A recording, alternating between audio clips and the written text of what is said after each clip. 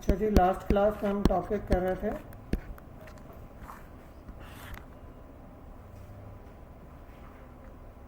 मेरे ख्याल से 17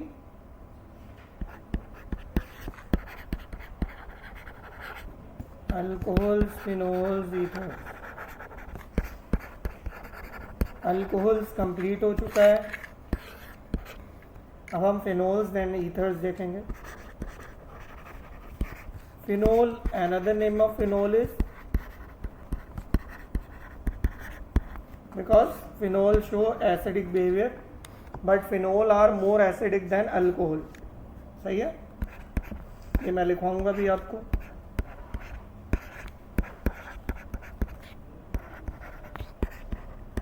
बेंजीन के एक हाइड्रोजन की जगह OH ग्रुप आ जाता है तो ये फिनोल कहलाता है। फिनोल के बारे में मशहूर है, phenols are more acidic than alcohol.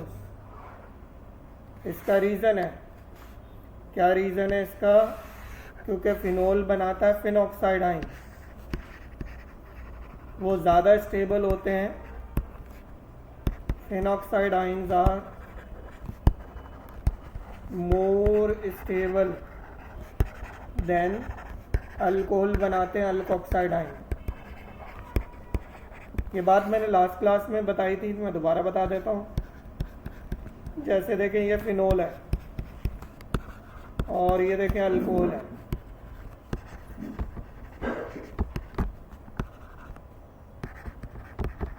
वो ज़्यादा फॉरवर्ड जाएगा जिसके आयन और जो है क्या होंगे, स्टेबल होंगे, और जितना ज़्यादा फॉरवर्ड जाएगा उतना ही एसिडिक होगा। फिनोल बनाता है फिनॉक्साइड आयन और H+ आयन। अल्कोहल बनाता है अल्कोक्साइड आयन और H+ आयन।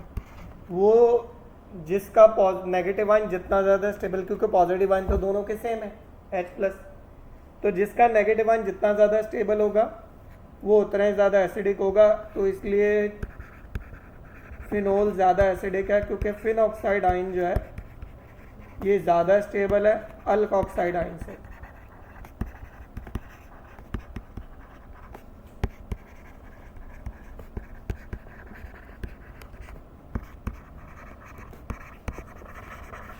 क्या ये बात क्लियर हो गई?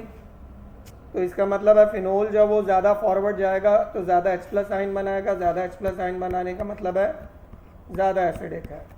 नोट कर लें।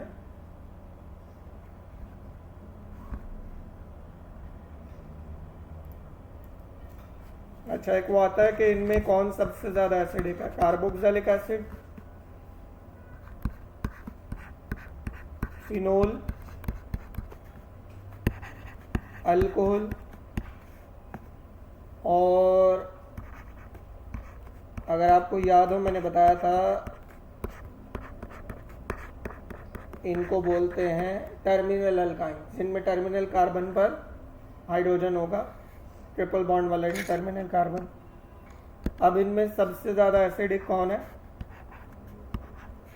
इनमें सबसे ज़्यादा एसिडिक कौन है बताएं? Carboxylic acid.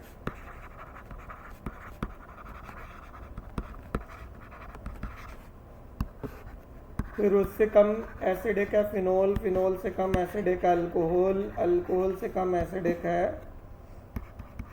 टर्मिनल अल्काइन या ईथाइन।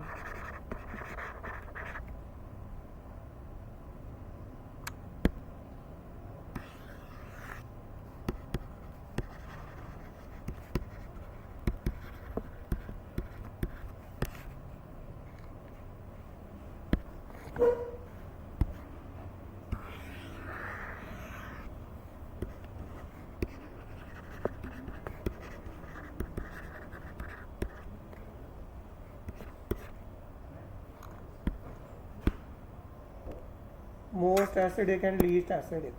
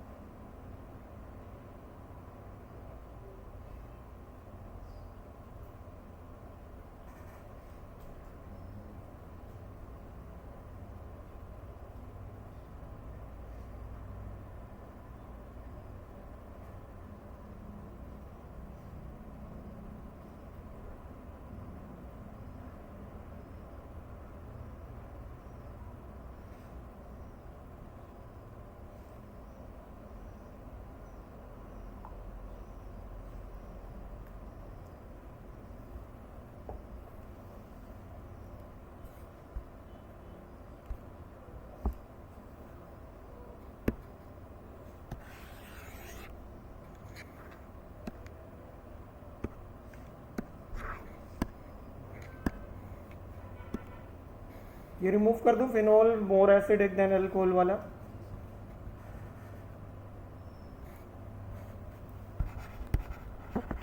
आपको अगर याद हो तो मैंने बताया था अल्कोहल 4 तरह के होते हैं, मोनो हाइड्रिक, डाइहाइड्रिक, ट्राइहाइड्रिक और पॉलीहाइड्रिक। फिनोल 3 तरह के हैं।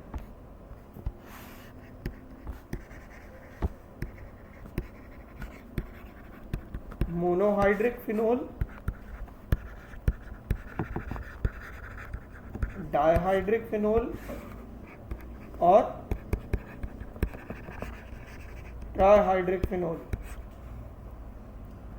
अच्छा, अगर आपको याद हो मोनोहाइड्रिक अल्कोहल को अल्कोहल ही कहते हैं, ऐसे ही मोनोहाइड्रिक फिनोल को भी फिनोल ही कहते हैं।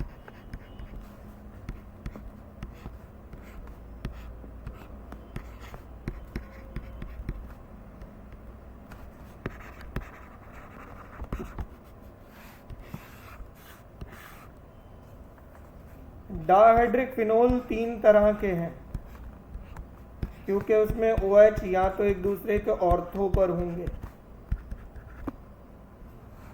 या तो दोनों OH एक दूसरे के मेटा पर होंगे।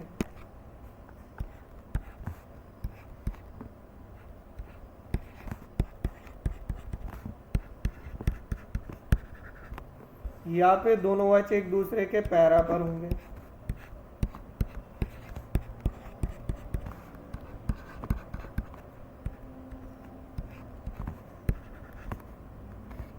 अगर ऑर्थो पर होंगे तो it is called कैटिकॉल।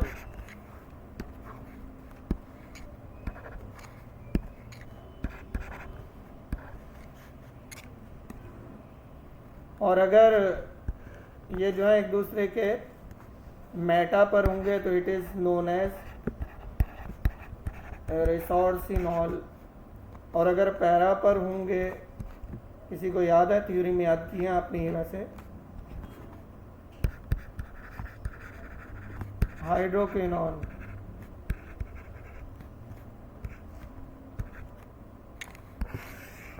Trihydric phenol 2 तरह के हैं, शायद आपने थ्योरी में एक पढ़ा हो, बट ये 2 तरह के हैं। एक है जिसमें तीनों एडजेसेंट होंगे, एक है जिसमें तीनों में एक गैप होगा।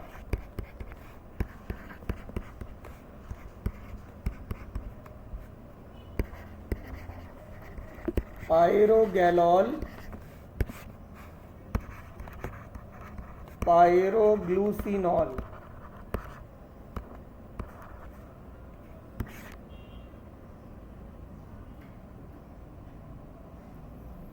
अच्छा, एक और बता रहा हूं मैं, वो भी फिनोल ही। जब एक OH होगा तो उसको फिनोल ही बोलेंगे। 4 पर मिथाइल के है ये फिनोल ही, लेकिन इसका हम जनरल नेम लेते हैं क्रिसॉल, अगर OH के साथ CH3 लगा। अब ये दोनों एक दूसरे के मेटा पर है, पैरा पर है, ऑर्थो पर है। बताइए, ये दोनों पैरा पर है तो इसका नाम है पैरा क्रिसॉल। और अगर CH3 इधर होता तो ऑर्थो क्रिसॉल। अगर CH3 इधर होता तो, समझ गए?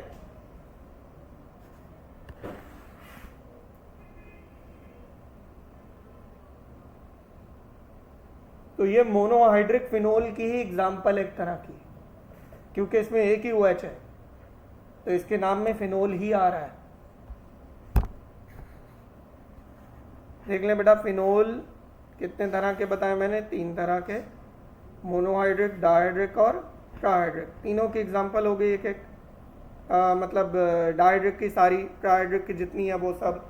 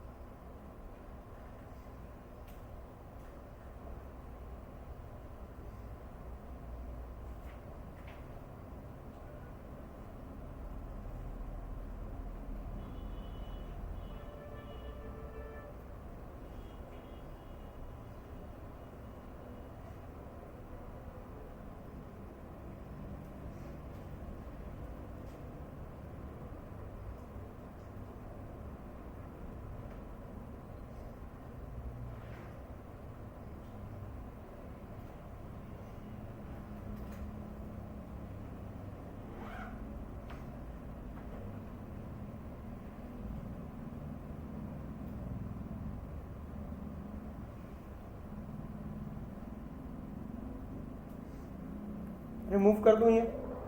कोई कॉपी करा आप में से?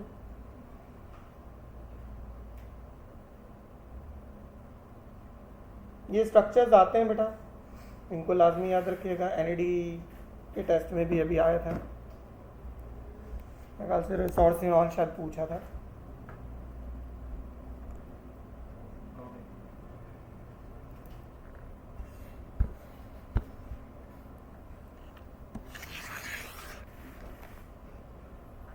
अच्छा, अब बात करेंगे हम फिनोल की प्रिपरेशन की। फिनोल की जो प्रिपरेशन है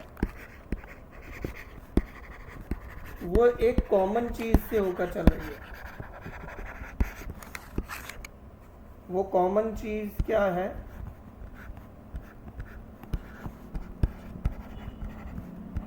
सोडियम, और फिनोल पर O नेगेटिव लगाओ तो इसको क्या बोलते हैं? अभी ऊपर पढ़ा हमने। फिनोल के मतलब बेंजीन पर O नेगेटिव आयन लगाओ तो क्या कहलाता है? Fin oxide. फिन ऑक्साइड से पहले अब सोडियम लग गया तो ये पूरा एक कंपाउंड बन गया ionic, sodium phenoxide. Sodium phenoxide जब HCl से रिएक्ट करता है तो ये बनाता है फिनोल। साथ में बाय प्रोडक्ट NaCl। अब सोडियम फिन ऑक्साइड तक कैसे पहुंचते हैं ये हम देखेंगे।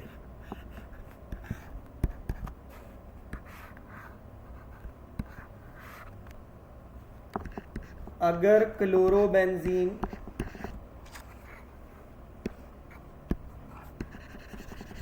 कौन होगा? अगर क्लोरोबेंजीन यानी बेंजीन के ऊपर क्लोरीन लगाओ,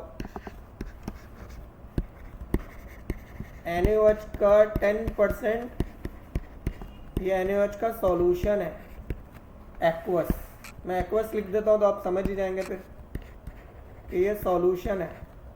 बुक में शायद इस तरह पूरा मेंशन नहीं है, बुक में आपकी नहीं लिखा हुआ है, उन्होंने 10% भी नहीं बताया। NaOH का ये 10% सॉल्यूशन से रिएक्ट करेगा। क्लोरोबेंजीन जब इससे रिएक्ट करता है तो होता ये कि H और Cl रिमूव हो जाते हैं और ONaCl की जगह लग जाता है। फिर ये दोबारा HCl, लेकिन ये HCl फ्रेशली प्रिपेयर्ड और कंसंट्रेटेड होता है। अच्छा, लेकिन अगर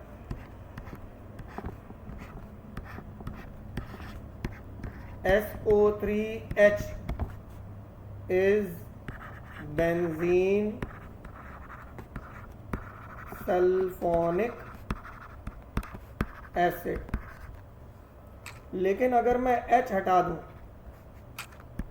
तो फिर ये तो पॉजिटिव नेगेटिव आयन बन जाएगा।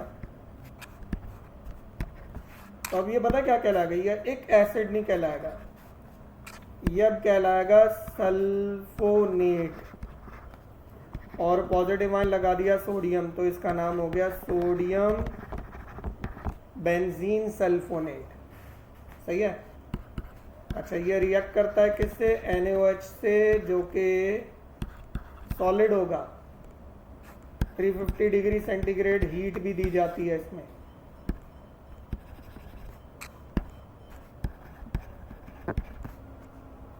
तो रिमूव होता है Na2SO3 और रिमूव होता है वाटर। फिर प्रोडक्ट आपको मिलता है सोडियम फेनॉक्साइड, जिससे आगे क्या बन जाता है? फिनोल। क्लियर? लेकिन अगर आप क्लोरोबेंजीन से फिनोल बना रहे हैं तो इस प्रोसेस को कहते हैं डाउज प्रोसेस। अगर क्लोरोबेंजीन से स्टार्ट करके फिनोल बनाएंगे तो method is known as Dow's process. Note कर लें।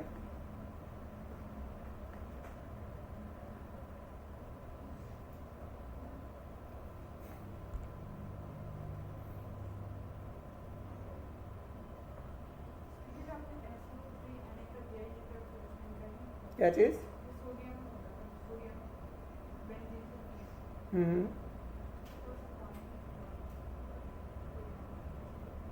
ये बना कैसे देखें।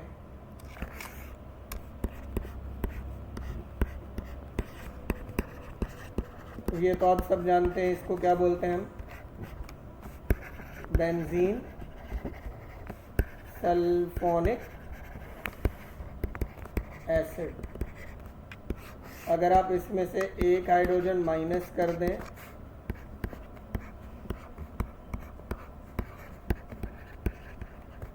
तो ये नेगेटिव आयन बनाएगा, ये कहलाएगा बेंजीन सल्फोनेट, एक एसिड बन जाएगा 8। सही है।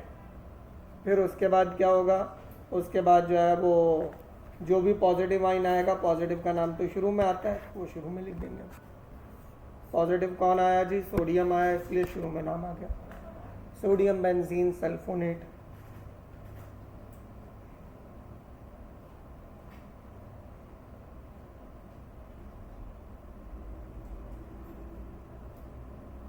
ये बाय प्रोडक्ट होते हैं, मैं माइनस में इसलिए लिख रहा हूँ क्योंकि हमें सिर्फ मेन प्रोडक्ट को फोकस करना था।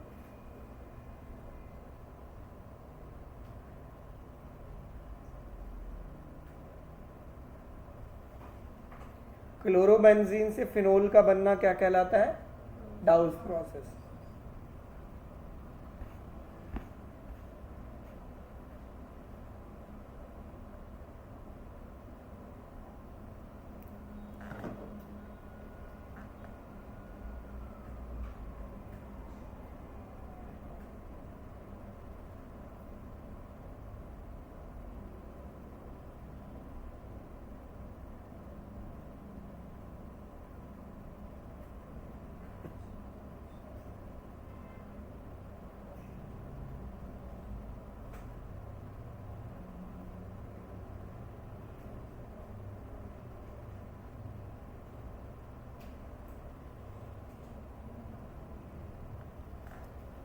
जी रिमूव कर दूं, हाँ मैं रिमूव कर दूं।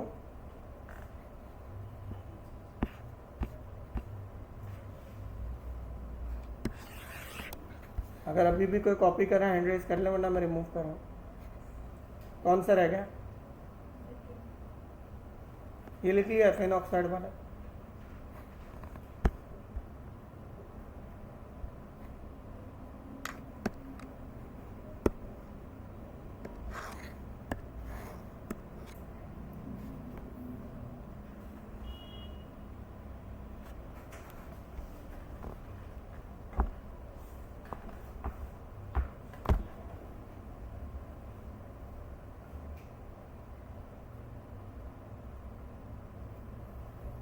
अच्छा जी, फिनोल के रिएक्शंस की बात करें अगर हम,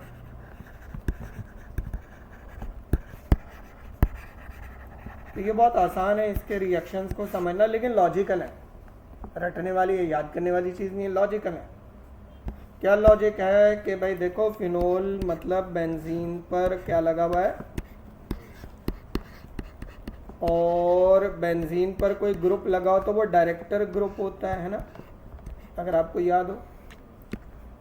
और OH जो है ये कौन सा डायरेक्टर है,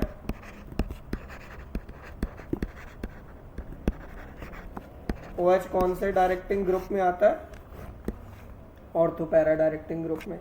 इसका मतलब आने वाला ग्रुप इधर इधर और इधर, ये जो डॉट वाली जगह यहाँ जाएगा, यहाँ नहीं जाएगा।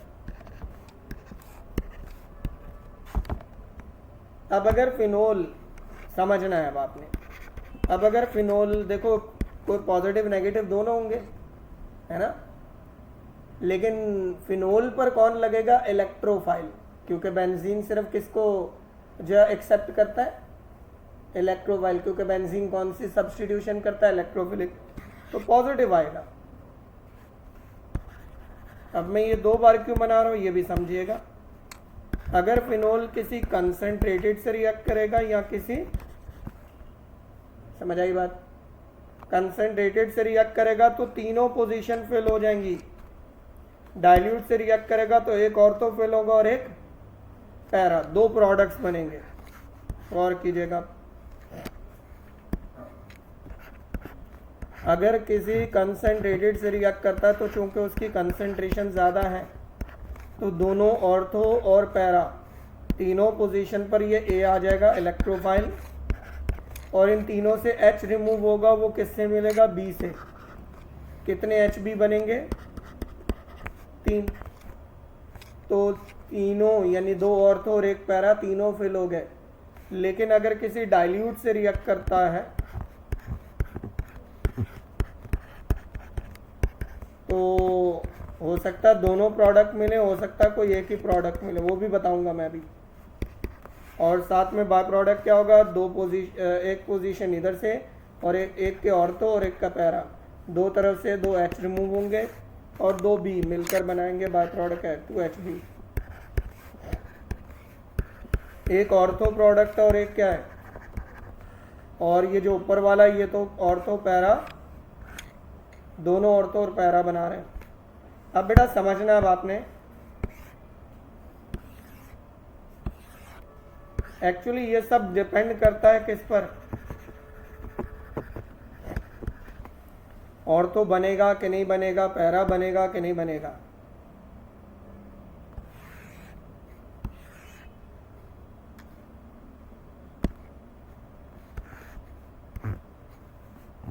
अगर 100 डिग्री होगा तो ऑर्थो बिल्कुल नहीं बनेगा, क्या बनेगा? अगर 15 से 20 डिग्री होगा तो ऑर्थो बनेगा, पैरा नहीं बनेगा। अगर 25 डिग्री या थोड़ा सा इससे ज़्यादा हो जाए बट 100 ना हो, रूम टेम्परेचर हो, तो फिर ऑर्थो भी बनता है, पैरा भी बनता है। 50-50 भी हो सकता है, जैसे हमारी किताब में एक जगह लिखा है कि ये 55% है और ये वाला जो है 45% है। दोनों कब बनते हैं बताओ? 25 डिग्री से लेकर तकरीबन 70-80 डिग्री तक। सही है, मतलब जैसे जैसे टेम्परेचर बढ़ता जाता ऑर्थो की परसेंटेज कम होती जाती, पैरा की परसेंटेज। समझ आ रही बात? 15 से 20 डिग्री पर क्या होगा? सिर्फ ऑर्थो होगा लेकिन पैरा नहीं होगा। 100 डिग्री पर क्या होगा? पैरा होगा। और 25 डिग्री पर क्या होगा? दोनों होंगे। क्या ये बात समझ आ गई? तो ये भी हमारी बुक में था, बट इस तरह सेग्रीगेट करके हम नहीं देखते हैं, हम बस रटे लगा लेते हैं, क्योंकि हमें नज़र आता है वो H2SO4 में 15 से 20 डिग्री, तो हमने देखा होता है कि वो बस ऑर्थो बन रहा होता है, 100 डिग्री पे पैरा बन रहा होता है। और जब HNO3 डाइल्यूट होता है, HNO3 डाइल्यूट होता है और टेम्परेचर 25 डिग्री होता है, तो लिखा हुआ है वहाँ पर कि 55% ऑर्थो, 45% पैरा। क्लियर?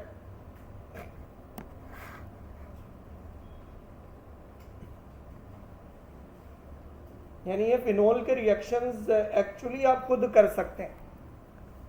आपको पता होना चाहिए कि वो कंसंट्रेटेड था या डाइल्यूट था जिससे रिएक्ट हुआ। टेम्परेचर डाइल्यूट था तो टेम्परेचर क्या था?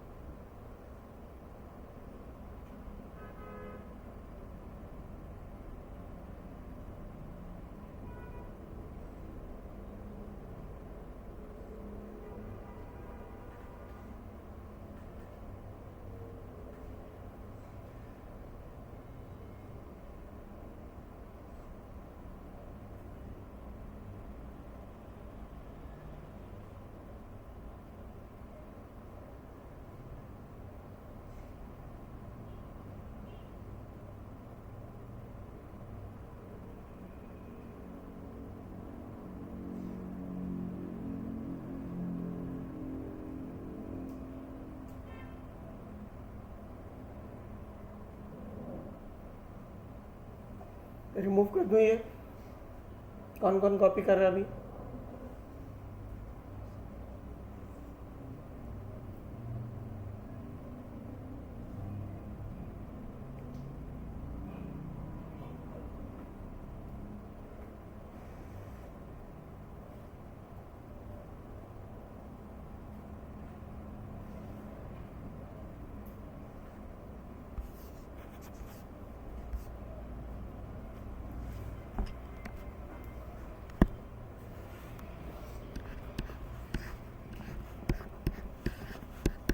फिनोल है,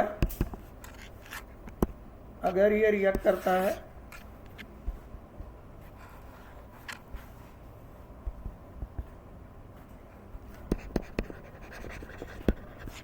HNO3 डाइल्यूट से, HNO3 कंसनट्रेटेड से, H2SO4 डाइल्यूट 15 से 20 डिग्री, H2SO4 कंसनट्रेटेड, और ये डाइल्यूट ही होगा ये भी बल्कि 100 डिग्री,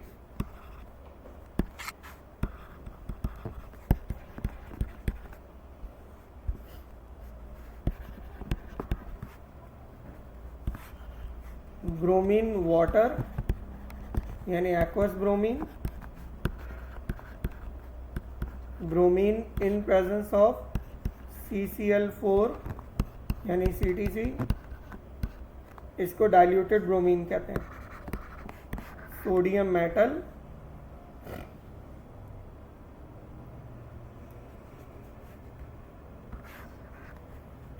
और इसके अलावा KMnO4 ऑक्सीडाइजिंग एजेंट है जो ऑक्सीडेशन करता है। ये जो आखिरी के 2 रिएक्शंस हैं फिनोल के, ये सब्स्टिट्यूशन वाले नहीं है, ये एडिशन वाले एक तरह से। अच्छा चलें, मैं आपको फिर से वो बता देता हूँ कि यहाँ टेम्परेचर 25 डिग्री है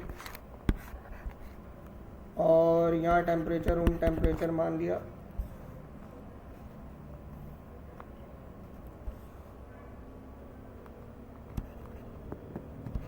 25 डिग्री रूम टेम्परेचर।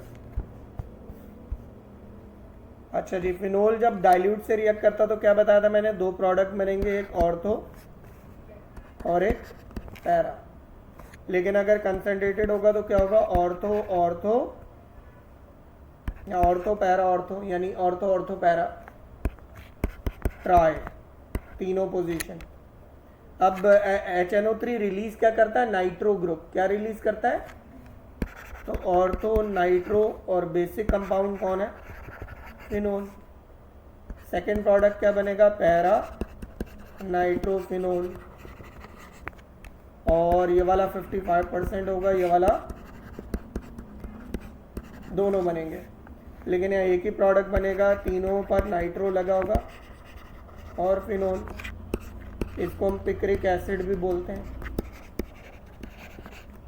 वैसे ऑर्थो पोजीशन जो है वो 2 होती है IUPAC में, पैरा पोजीशन 4 होती है, और ये हो जाएगा 2,4,6। सही है, एक 2 होती है और एक क्या होती है फिर? 6 होती है दूसरी। अगर H2SO4 डाइल्यूट है तो आपको पता है एक ही पोजीशन फिल होगी, यहाँ तो ऑर्थो यहाँ पैरा। 15 से 20 डिग्री पर ऑर्थो और 100 डिग्री पर पैरा। अब यहाँ पता क्या है? OH ग्रुप ब्रांच बन जाता है क्योंकि SO3H जो है उसको ज़्यादा प्रायोरिटी होती है। कंपाउंड होता है बेंजीन सल्फोनिक एसिड, बाद में आने वाले की रिएक्टिविटी ज़्यादा होने की वजह से कंपाउंड उसके नाम से पहचाना जा रहा है। अब OH जो है वो ब्रांच बन गया, नहीं hydroxy, ortho hydroxy benzene sulphonic acid, para hydroxy benzene sulphonic acid, और ऑर्थो IUPAC में क्या पोजीशन होती है? 2, पैरा की 4। बेटा अगर एक्वस ब्रोमीन है तो ये कंसंट्रेटेड होता है, एक्वस ब्रोमीन है तो क्या होता है? कंसंट्रेटेड होता है। लेकिन अगर आपके पास CTC की मौजूदगी में, नहीं CCl4 की मौजूदगी में बेंजीन है तो इसको हम ब्रोमीन है तो इसको फिर हम बोलते हैं डाइल्यूटेड। डाइल्यूटेड में फिर दो प्रोडक्ट बनेंगे, एक ऑर्थो और एक पैरा। अच्छा, यहाँ तीनों पोजीशन फिल हो जाएंगे, ortho para ortho try bromo, और बेसिक कंपाउंड कौन है? फिनोल। 2,4,6 try bromo phenol. लेकिन अगर डाइल्यूटेड है तो ऑर्थो ब्रोमो बनेगा और दूसरा क्या बनेगा? Para bromophenol. साथ में बाय प्रोडक्ट भी होंगे। या बाय प्रोडक्ट होगा 3 HBr, यहाँ बाय प्रोडक्ट होगा 2 HBr, यहाँ बाय प्रोडक्ट होगा H2O, और यहाँ भी बाय प्रोडक्ट होगा H2O। यहाँ 3 बार और यहाँ कितनी बार?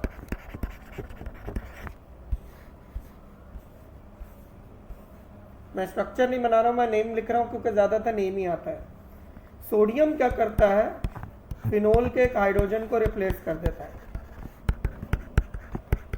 और वो हाइड्रोजन गैस बबल्स बनाती है, ब्रिस्क करती है, और ये प्रोडक्ट क्या कहलाता है? Sodium phenoxide. ऐसा अल्कोहल भी करता है, अगर आपको याद हो। अल्कोहल के भी एक हाइड्रोजन को रिप्लेस कर देता था सोडियम, लेकिन वहाँ सोडियम अल्कोक्साइड बनता है। अच्छा, ये जो नीचे वाला है ये ऑक्सीडेशन करता है फिनोल की।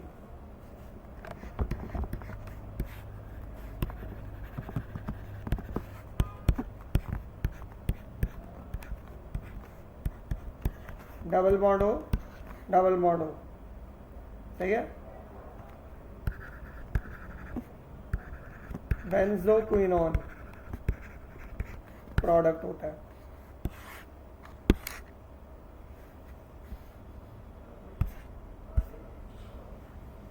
अच्छा जी, मैं ना ये देखें ना, इधर लिखा हुआ फिनोल, बस मैं ये फिनोल शो नहीं कर रहा हूँ बेटा। फिनोल का ही इन सब के साथ रिएक्शन है।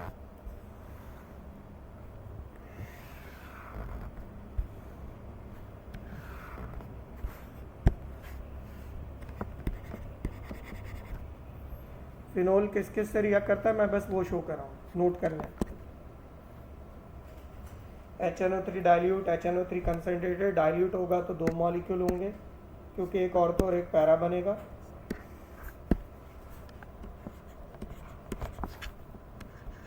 कंसनट्रेटेड में 3 होंगे।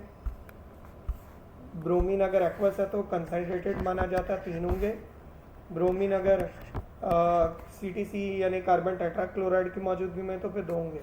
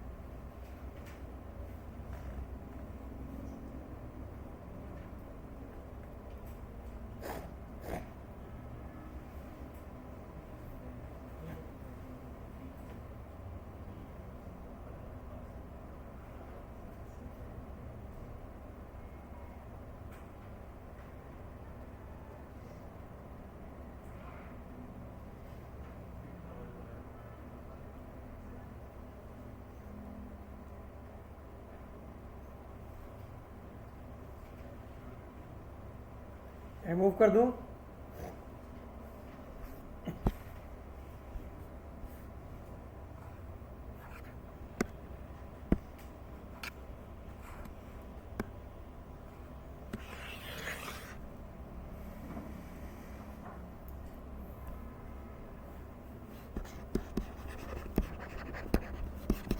ईथर्स की बात करेंगे अब हम।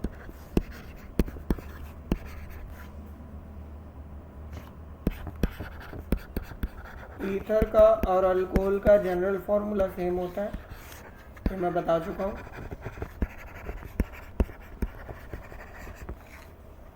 यही वजह कि ईथर और अल्कोहल एक दूसरे के फंक्शनल ग्रुप आइसोमर है।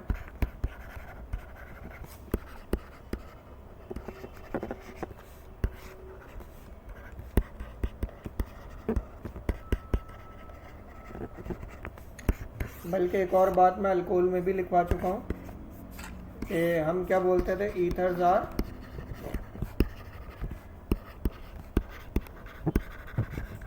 Anhydride of alcohol. याद है, अल्कोहल में से वाटर रिमूव करेंगे, आप अल्कोहल टॉपिक में देखिएगा, नजर आ जाएगा।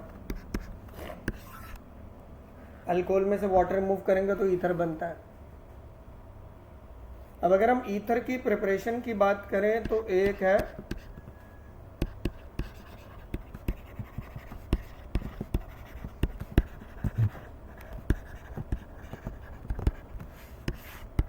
Williamson synthesis.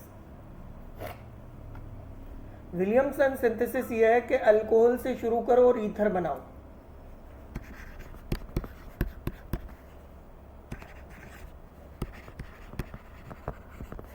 अल्कोहल पहले सोडियम मेटल से रिएक्ट करेगा in presence of ether he. Ether को बनाने के लिए ईथर की जरूरत पड़ी। एक्चुअली सोडियम मेटल ईथर की मौजूदगी में किसी से रिएक्ट नहीं करता, वरना फिर केरोसिन यूज करना होगा ताकि वो मॉइस्चर से भी रिएक्ट ना कर लेना। फिर आपको पता है कि ये सोडियम किसको रिप्लेस करेगा, हाइड्रोजन को, और ये हाइड्रोजन ब्रिस क्रिएट करता है, बबल्स, लास्ट क्लास में पढ़ा था हमने, और ये बन गया सोडियम अल्कोक्साइड। अब ये सोडियम अल्कोक्साइड रिएक्ट करेगा किसी अल्काइल हैलाइड से। और अगर आपको याद हो, मैंने लास्ट क्लास में जब मैं अल्काइल हैलाइड पढ़ा रहा था, मैंने तब आपको बताया था कि अल्कली मेटल और हैलोजन में एक्सट्रीम किस्म की अट्रैक्शन होती है।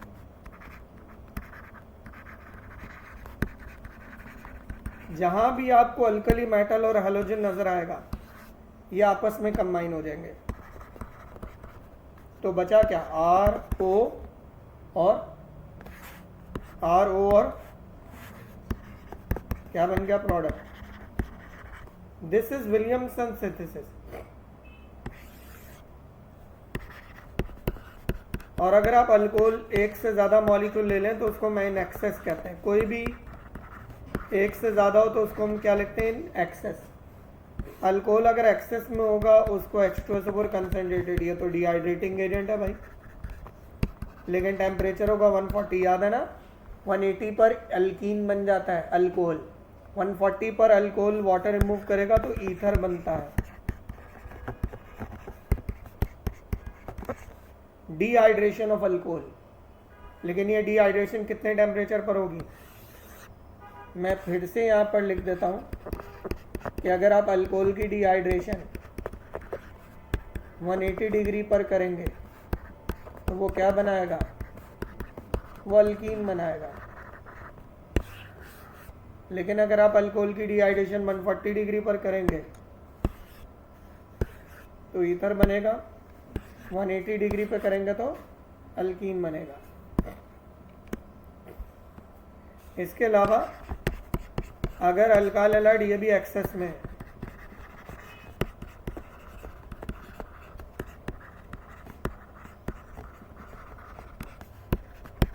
ये अगर रिएक्ट करें सिल्वर ऑक्साइड सॉल्ट से,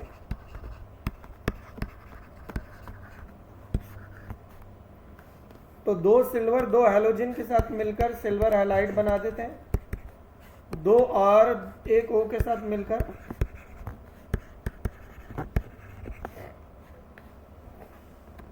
ईथर की तमाम प्रिपरेशंस हो गई, नोट कर लें।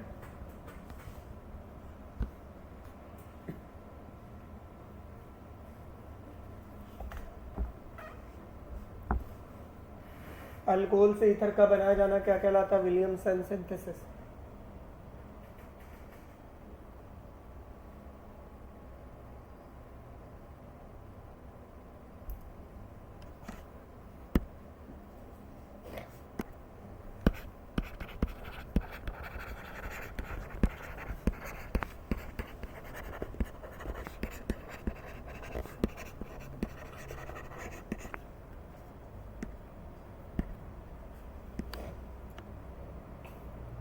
अगर ईथर की फॉर्मेशन अल्कोहल से है तो इट इज विलियमसन सिंथेसिस, मैंने लिख दिया है।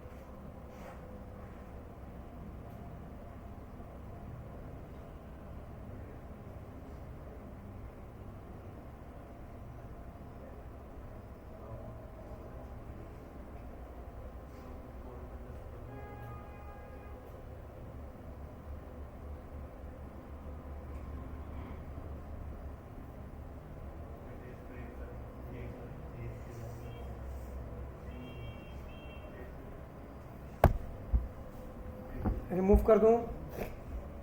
कौन कौन कॉपी कर रहा है अभी? All done?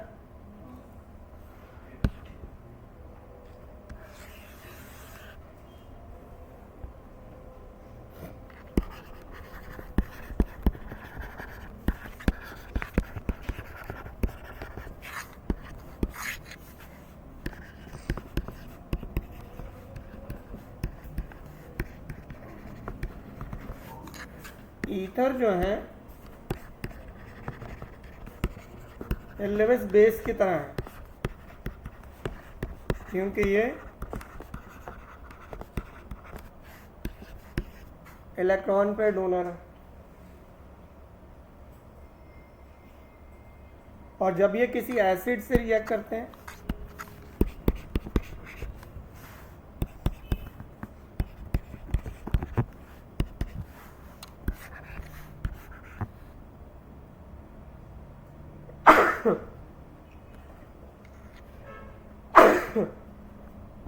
तो ये बनाते हैं ऑक्सोनियम आइन।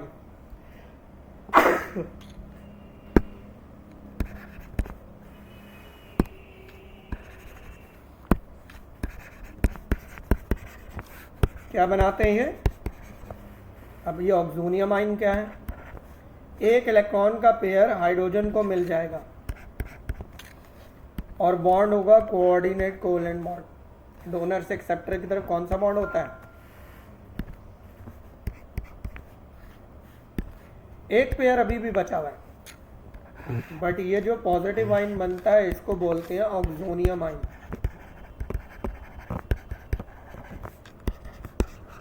और ये मिलकर सॉल्ट बन जाएगा।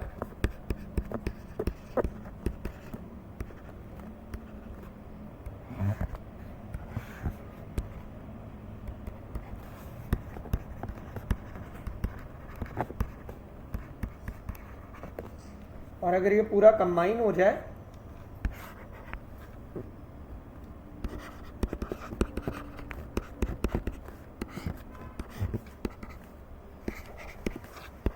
तो ये सॉल्ट कहलाता है।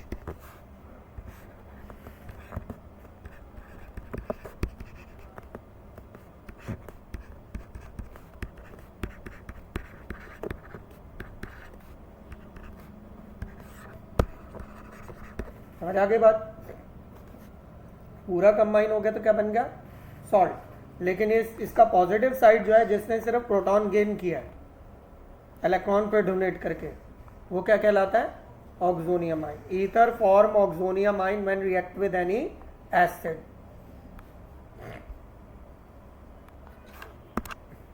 नोट कर लें, ईथर खुद बेस है, एसिड एसिड बेस रिएक्ट करेंगे तो सॉल्ट तो बनेगा।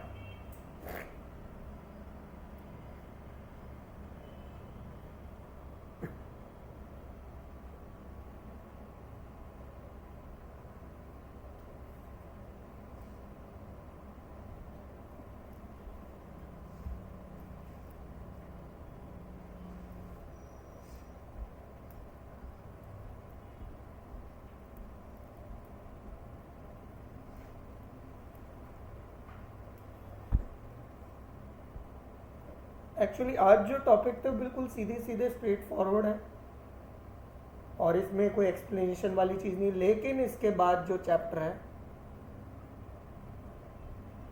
कार्बोनाइल कंपाउंड्स, दो हैं कार्बोनाइल कंपाउंड्स, अल्डिहाइड कीटोन हो गया और एक कार्बोक्सिलिक एसिड। आपके बुक में चैप्टर नंबर 18 और 19, 8 और 9, उसमें एक्सप्लेनेशन बहुत है, समझने वाली चीज़ें भी हैं उसमें।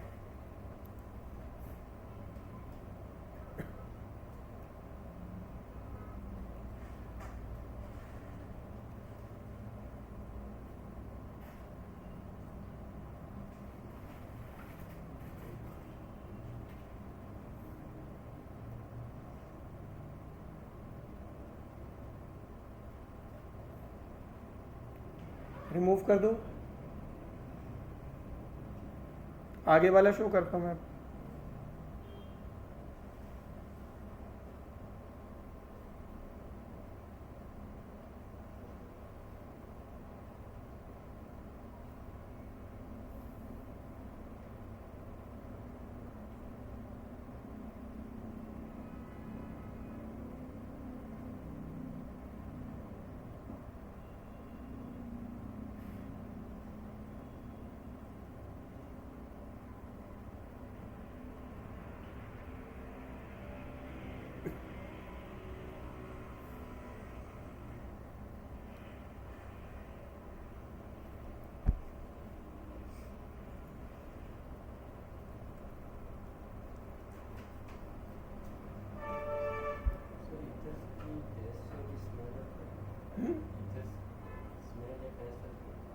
क्या चीज़?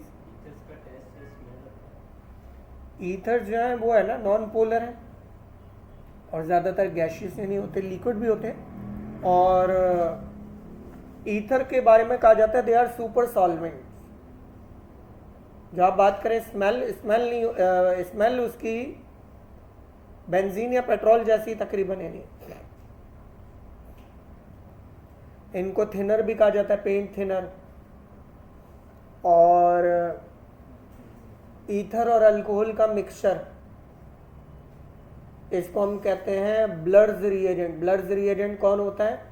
जो किसी भी लिपिड को अपने अंदर डिसॉल्व कर लेता है। लिपिड्स आप जानते ही हैं, सही है। और लिपिड्स की डेफिनेशन क्या है? All those substances which are soluble in Bloor's reagent. Bloor's reagent क्या है? ईथर और डायथाइल ईथर और इथाइल अल्कोहल का मिक्सचर।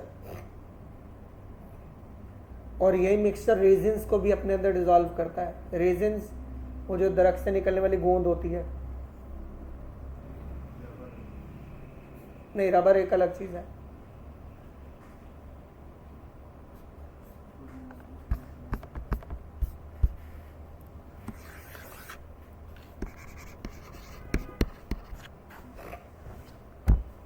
अच्छा जी, अब आपने आंसर देना है।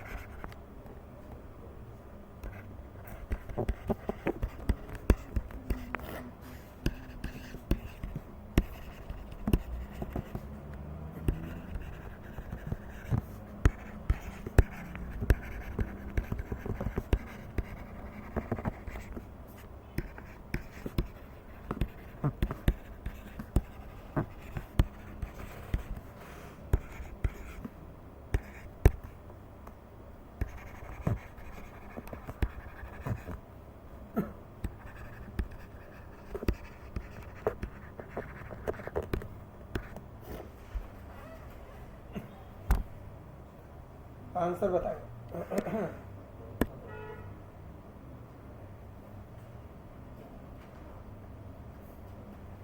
क्या आंसर है? आपको ये तो पता है कि ये नाइट्रो ग्रुप देता है और नाइट्रो ब्रांच ही रहेगा फिनोल, क्योंकि उसको ज़्यादा प्रायोरिटी है, तो नाइट्रो फिनोल बनेगा, ये तो क्लियर है। अब डाइल्यूट में क्या होता है? टेम्परेचर देखना पड़ता है। 15 से 20 डिग्री पर क्या बनता है? 25 डिग्री पर। और 100 डिग्री पर, तो यहाँ क्या आंसर होगा?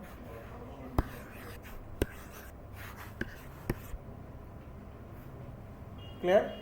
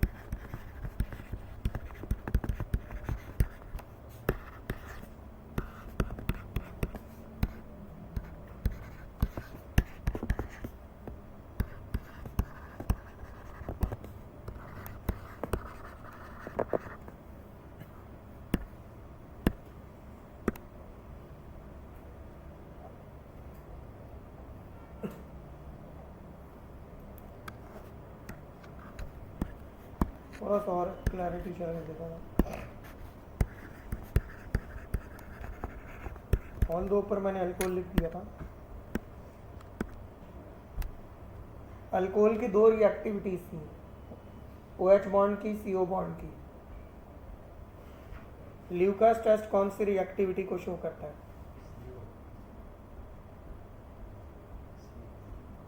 CO। क्यों?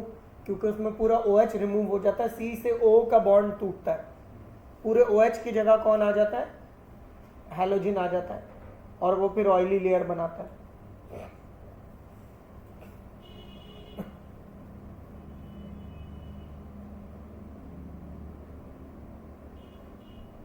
पहला वाला MCQ रिमूव कर दूं।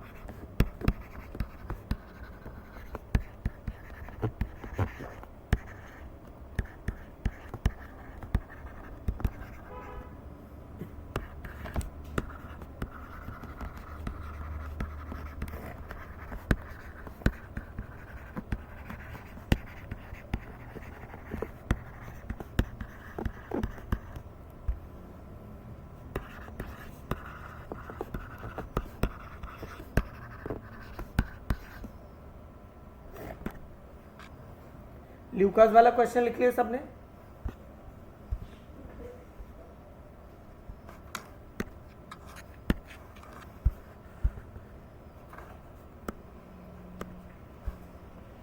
आंसर बताएं।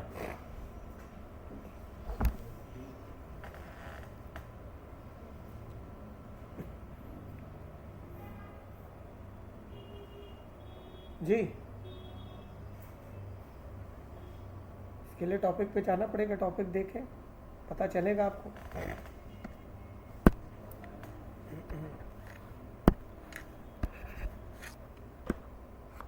बताइए, एक ही का आंसर आ रहा है, बी। सी क्यों नहीं? इथाइल अल्कोहल की डिहाइड्रेशन करेंगे, डाइथाइल ईथर बनता है ना, लेकिन ये टेम्परेचर कितना है? 180 पर तो अल्कीन बनता है। तो ये वाला, ये इथाइल और ये मीथाइल है, ये वाला भी इथाइल और इथाइल होगा तो बनेगा।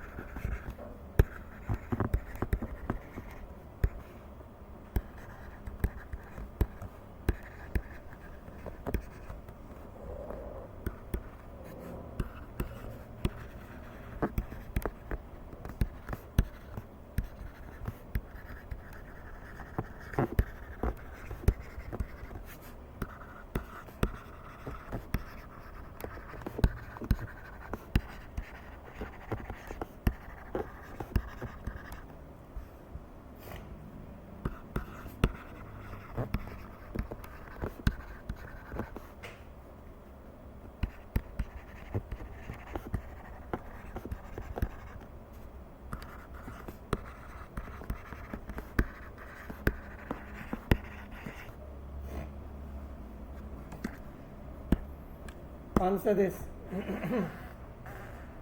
सवाल क्या कर रहे हैं? बबल्स।